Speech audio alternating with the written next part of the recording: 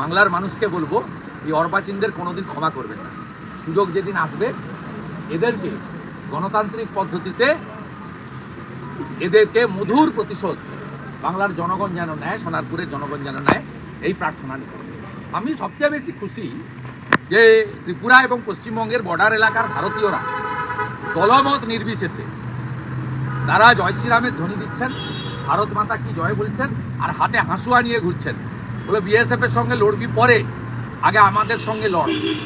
এবং তারাই দায়িত্ব নিয়েছে, মমতা ব্যানার্জি যে 600 কিলোমিটার জমি দেয়নি কাঁটাতারের জন্য, তারা দায়িত্ব নিয়েছে জনগণ যে আমরা চোরাচালানকারী, মানব পাচারকারী, গরু পাচারকারী এবং জামাত, জঙ্গিবাদ, মৌলবাদ যে র্যাডিক্যাল ফোর্স যারা ইতিমধ্যে ধরা পড়েছে অনেক হাজারি মাদ্রাসাতে, তাদেরকে ফাইট করার দায়িত্বটা বর্ডারের ভারতীয়রা নিয়েছে। তাদের হাতে দেশীয় অস্ত্র উঠে এসেছে। এটা আমাদের ভারতীয় হিসেবে যারা আমরা বর্ডারের অনেক ভিতরে থাকি আমরা গর্বিত।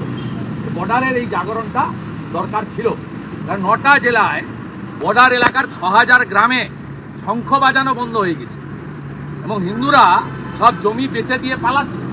আজকে যে জনজাগরণ হয়েছে, আমার মাটি আমার দেশ, জঙ্গিদের করব শেষ, এই যে আওয়াজ উঠেছে ভারত মাতা কি জয়, জয় শ্রীরাম, না এটা ঘটছে মোল্লা ইউনুসের উস্কানি। সুৎখর ইউনুস ওখানে জঙ্গিদের সরকার চালাচ্ছেন, উনি কতটা ভারত বিরোধী এইটা দেখানোর জন্য বর্ডার গার্ড বাংলাদেশকে উস্কে দিয়েছে, সামলাতেও পারছে না।